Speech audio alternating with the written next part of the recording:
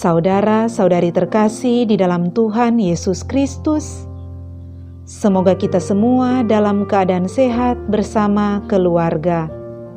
Saat ini marilah kita mendengarkan bacaan kitab suci dan renungan harian Minggu 14 Maret tahun 2021. Bacaan pertama. Bacaan dari kitab kedua Tawarik.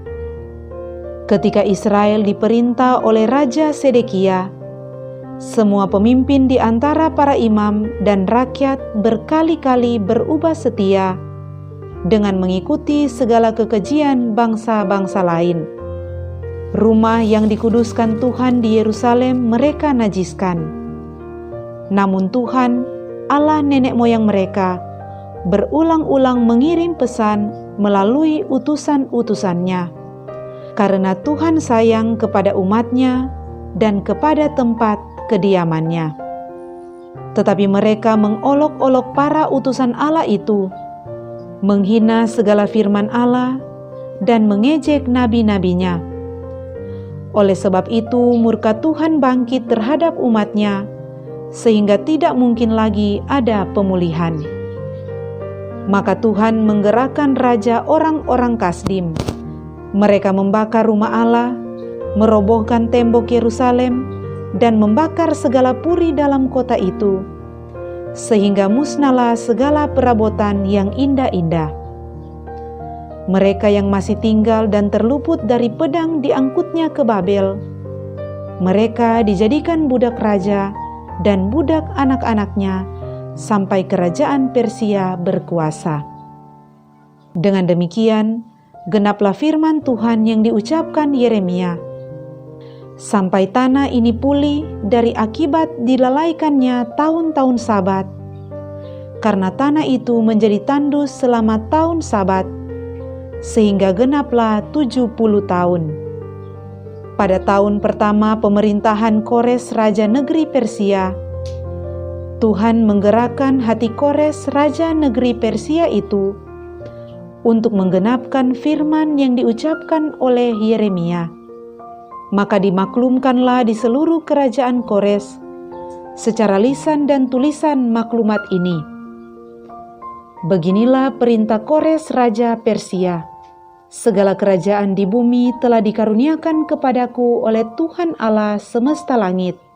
Ia menugaskan aku untuk mendirikan rumah baginya di Yerusalem yang terletak di Yehuda. Siapa di antara kamu termasuk umatnya, kiranya Tuhan Allah menyertainya, dan biarlah ia berangkat pulang. Demikianlah sabda Tuhan. Syukur kepada Allah. Bacaan kedua. Bacaan dari surat Rasul Paulus kepada jemaat di Efesus. Saudara-saudara, terdorong oleh kasih karunia-Nya yang besar, yang telah dilimpahkannya kepada kita, Allah yang kaya dengan rahmat telah menghidupkan kita bersama dengan Kristus. Sekalipun kita telah mati karena kesalahan kita, jadi kamu diselamatkan berkat kasih karunia. Di dalam Kristus Yesus itu, Allah telah membangkitkan kita juga dan memberi tempat di surga bersama dengan Dia.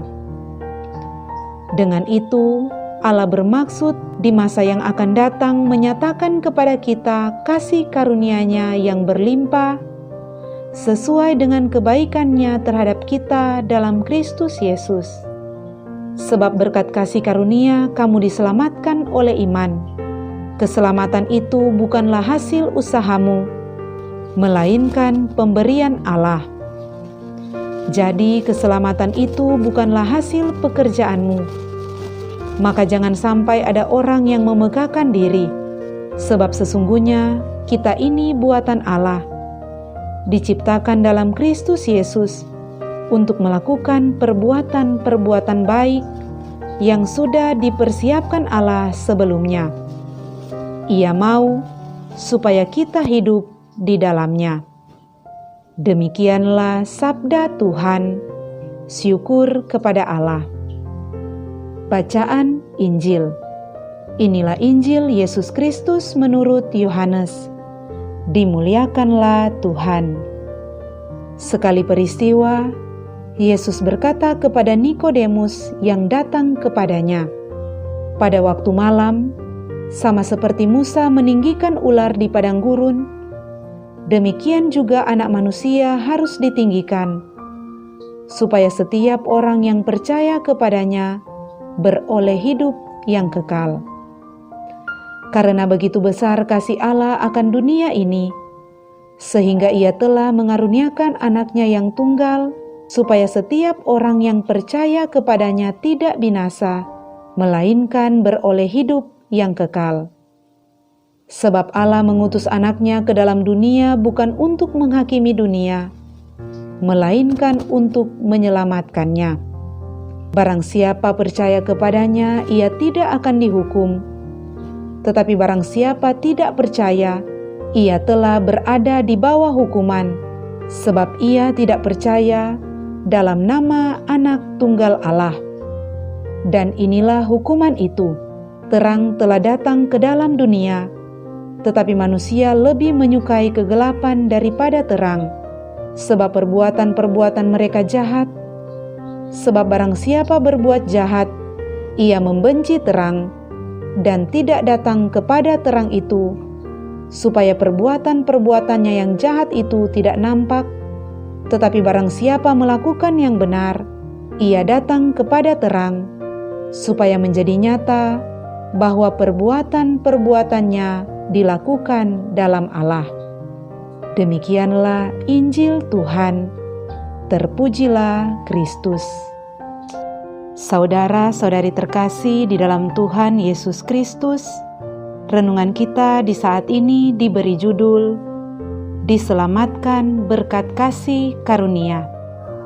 Saudara-saudari terkasih, kadang-kadang kita mempunyai gambaran yang salah tentang Allah. Kita melihat Allah sebagai seorang hakim yang kejam, yang menghukum kita jika kita berbuat salah dan membalas kita dengan cepat atau lambat. Pandangan ini sama sekali bertentangan dengan gambaran tentang Allah yang Tuhan Yesus wahyukan kepada kita, yaitu seorang Allah yang sangat mengasihi kita tanpa syarat dan sepenuhnya. Saudara-saudari terkasih, Injil hari ini menyatakan dengan sangat jelas bahwa pada dasarnya Allah mengasihi kita. Dalam ayat yang ke-17 kita membaca, Allah mengutus Anaknya ke dalam dunia bukan untuk menghakimi dunia, melainkan untuk menyelamatkannya. Menyelamatkan adalah membebaskan dan memerdekakan kita dari segala dosa kita. Saudara-saudari terkasih, dalam Tuhan selalu ada keselamatan, pengampunan, belas kasih, dan harapan. Bangsa Israel yang celaka dalam pembuangan di Babel karena mengabaikan Tuhan dan menolak nabi-nabinya pun Dia selamatkan. Tuhan Allah selalu berbelas kasih.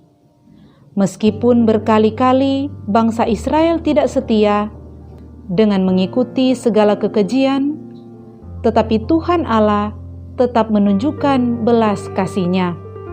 Hal ini dapat kita lihat pada bacaan yang pertama. Tuhan Allah yang menggerakkan hati Raja Kores, Raja negeri Persia, sehingga membebaskan umat Israel dari perbudakan di Babel dan menugaskan untuk mendirikan kembali rumah bagi Allah di Yerusalem yang terletak di Yehuda. Raja Kores memerintahkan, siapa di antara kamu termasuk umatnya, kiranya Tuhan Allah menyertainya, dan biarlah ia berangkat pulang. Karena begitu besar kasih Allah kepada kita, sehingga Dia mengaruniakan Anaknya yang tunggal, supaya setiap orang yang percaya kepadanya tidak binasa, melainkan beroleh hidup yang kekal.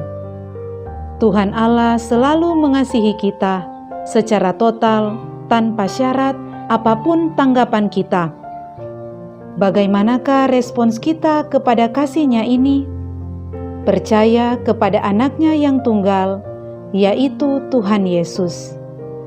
Percaya kepada Tuhan Yesus berarti mengikuti Dia, terang yang benar. Jika kita hidup dalam terang itu, maka jelas bagi kita mana perbuatan-perbuatan benar yang kita lakukan di dalam Allah. Sebaliknya, jika kita tidak mau datang kepada terang itu, sebenarnya kita belum sungguh mau bertobat, sebab kita masih menyukai kegelapan dosa dan melanjutkan perbuatan yang jahat. Saudara-saudari terkasih, ingatlah bahwa kasih karunia Tuhanlah yang menyelamatkan kita, bukan hasil usaha kita atau bukan perbuatan kita. Marilah kita melakukan perbuatan yang benar. Kita mengarahkan kehidupan kita kepada terang di dalam Kristus sebagai respons kita akan kasih karunia dan keselamatan yang telah dianugerahkan kepada kita. Karena kita ini buatan Allah, diciptakan dalam Kristus Yesus untuk melakukan pekerjaan baik. Marilah berdoa. Allah Bapa, bantulah kami untuk selalu tinggal dalam terang Kristus, sehingga kami selalu dapat memilih dan melakukan pekerjaan baik seperti Engkau. Dengan pengantaraan Kristus Tuhan kami. Amin.